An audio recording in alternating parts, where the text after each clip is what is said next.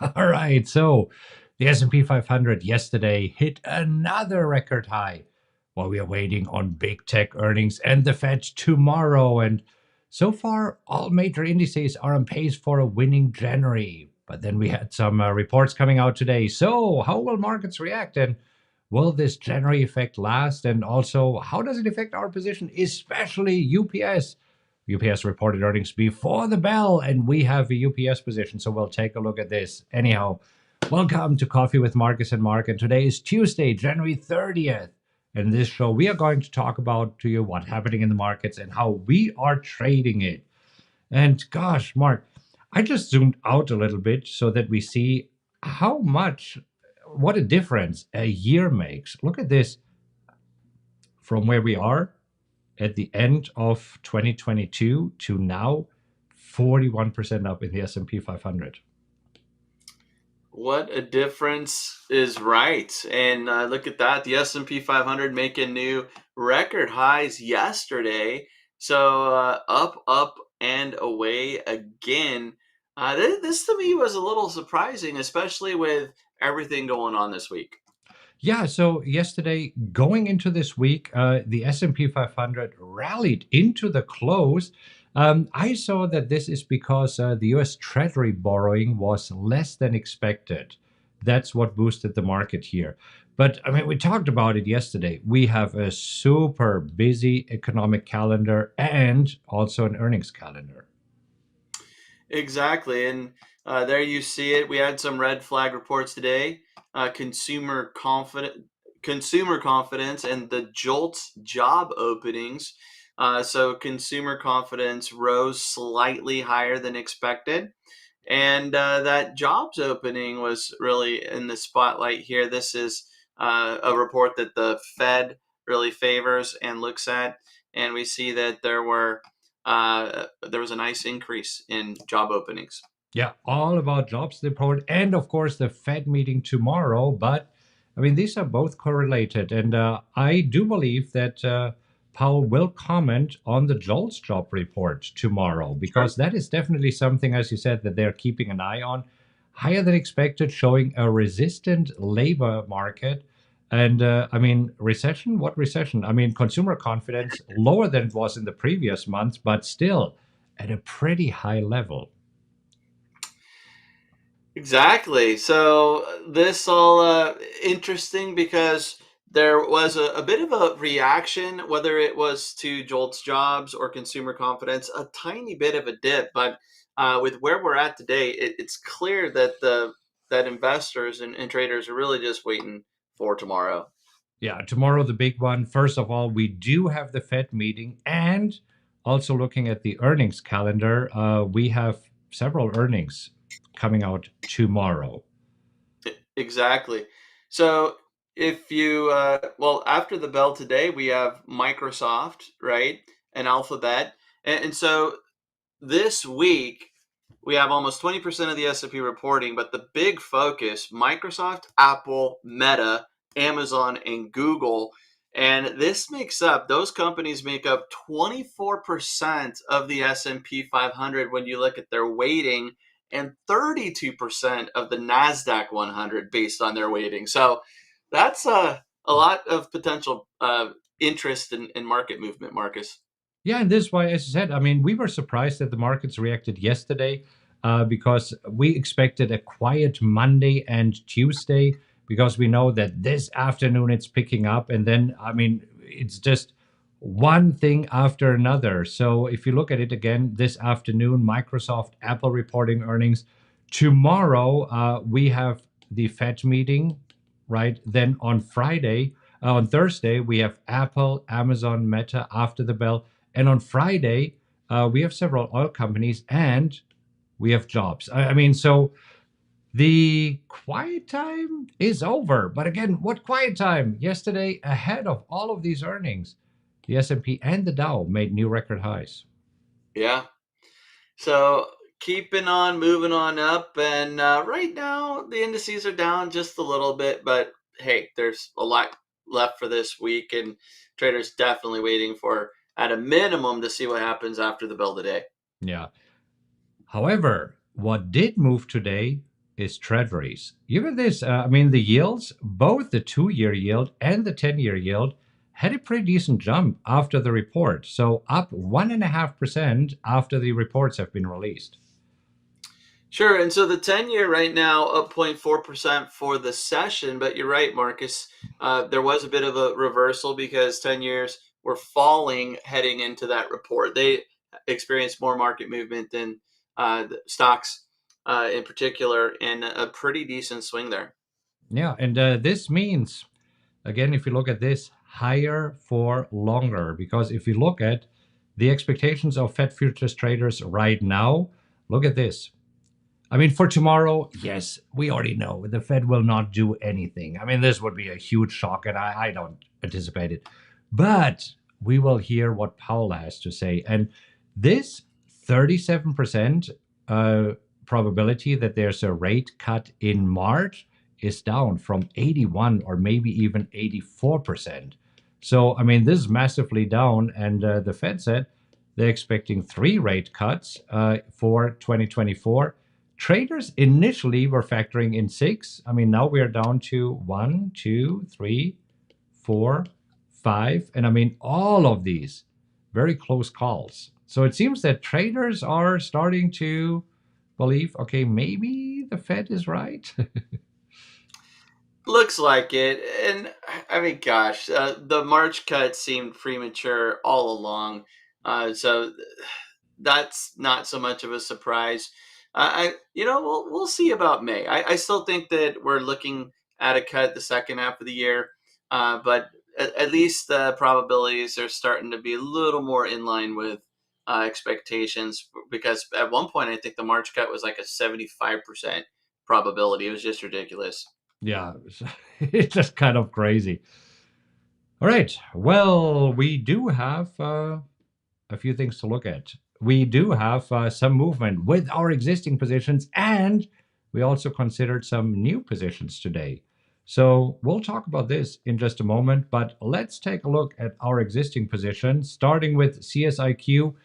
Lower again today. I mean, all hinges on tomorrow, CSIQ being super sensitive to interest rates. As interest rates move higher today, CSIQ is moving lower.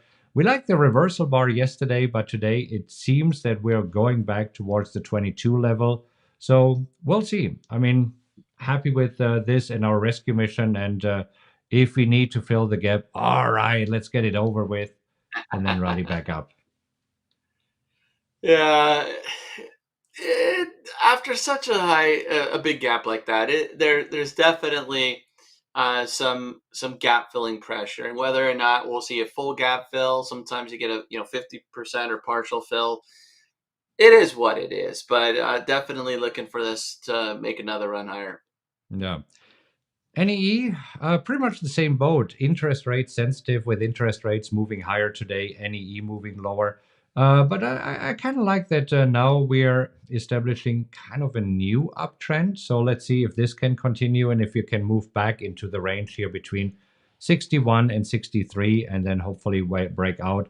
Moving closer to our cost basis of 69.50 or our break even of 67.58.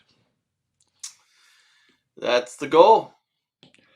All right, Oxy. We took Oxy yesterday, and I Yeah. mean, it looks good. I mean, up 0.2%. So this trade is working out well. Yesterday, we did sell the 57 put. So we were looking at the 57 put, sold it yesterday for 38 cents. So this is working out really, really well. Oxy has been just great for us. It has fun trading Oxy. Love the 57 level. Got some nice premium yesterday. Today, looking at the PowerX wheel scanner, there was an opportunity to sell Oxy again and get at a minimum 30% annualized. And we'll see what the week brings. Yeah. UPS, the big one. I mean, yesterday we talked about it and I was going back and forth. Should I sell my calls or should I get out of this? You know what? In hindsight, I'm happy that I made the decision to sell calls because I was able to close them today and I sold them for $4.50. I was able to close them today for 15 cents. So that's $4 and 35 cents. And I have 1,200 shares. So that's like what? Just a little bit over $5,000 in realized profits in less than 24 hours. I'll take that. Okay. And we knew there was some earnings risk holding this going through earnings. My break even on this one is 158.57. So about, 9% lower from my break even level. And UPS telling us that we have to hold this stock a little bit longer. I Yeah. still think UPS is solid, but they're definitely a disappointment on earnings. Yeah, although it wasn't really a whole lot. I mean, first, before we look into earnings, my break even now at 139.68. So very happily right now trading $5 above my break even. I like this. But yeah, it was interesting to see. We don't have it here just yet, so let's move over here to see the reaction. And they missed earnings by a little bit, but it was more about the guidance. Exactly. And this is where they admitted that it was just a tough year, right? And the adjusted earnings per share for the quarter 247, and analysts expected 246. That adjusted per share takes some one-time adjustments into consideration, like they had the labor dispute, so some one-time items like pensions and some assets. But I think that the bigger thing too here is you had the guidance concern, but also a year prior they earned 396 a share. So a year prior they were doing so much better, and I think there was some optimism going into the quarter, and then a little bit of the air being let out of the balloon there after the true earnings came out. But even 2024 outlook, it's not that bad compared to expectations. No, I think the expectations were 96 billion, and they said, well, we'll probably land somewhere between 92 and 94 and a half, Yeah, something like this. So, I mean, it's not dramatic. However, I mean, this worse than expected and lowering the guidance gives UPS an opportunity to cut cost and lay off workers, right? And I mean, yeah. as a union company here, this is where they need a strong reason to say, okay, why are we laying off workers? And of course, it sucks for UPS drivers or UPS employees who are affected by this.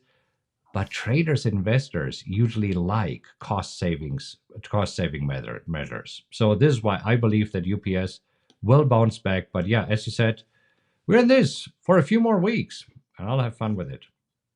Yeah. All right.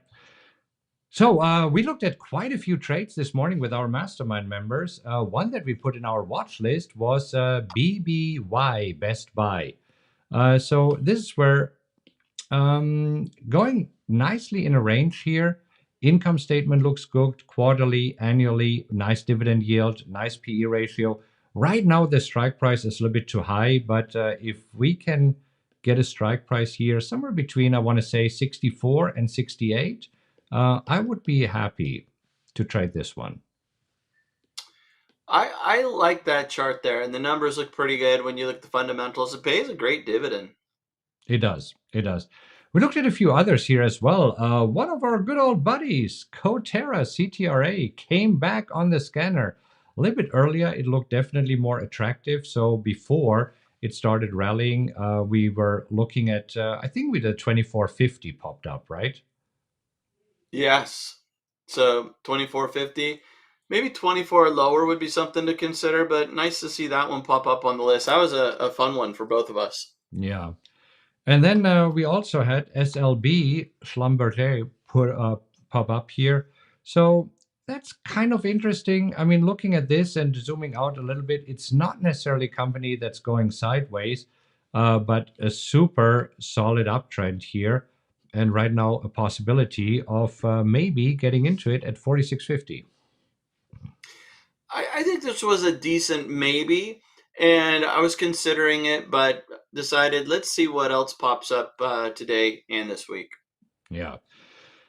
Now, I decided to take CZR. not according to my plan. So this is where let me explain why is it not according to my plan. Well, if you look here at my trading hub and my trading plan, you'll see that in terms of what to trade, this is what I'm looking for. Profitable according to Google Finance, preferable profitable quarters, but profitable years are okay. Paying a dividend as a rule of thumb should be obeyed. So looking at this, especially with the quarterly and the annual statement, I mean, if you look at the annual income statement, we see, well, they had a profit. Oops, they had a profit in 2019, loss, loss, loss, profit. So 3 out of the 5 years were losing years. And this is why you decided to skip this one. I did. I like this chart. I really like this chart, and I like that they turned around, and we know the deal with the pandemic. So the losses in 2020 and even going into 2021, I think they can be explained, but a little bit aggressive for me. Uh, Definitely worth considering. And again, for me, it was passing because it was 100% according to plan, and seeing if we do get some opportunities and a reaction to the earnings coming out this week and Fed tomorrow. Yeah. So for me, not according to plan, and as a reason, I selected fundamentals because I just got back from Vegas. I spent 10 days in Vegas, and Vegas is packed. I mean, this is where Peter, one of our mastermind members this morning, said, well, could it be a little bit the Vegas hangover? But I've seen, I mean, hotels are packed, hotel room prices are crazy.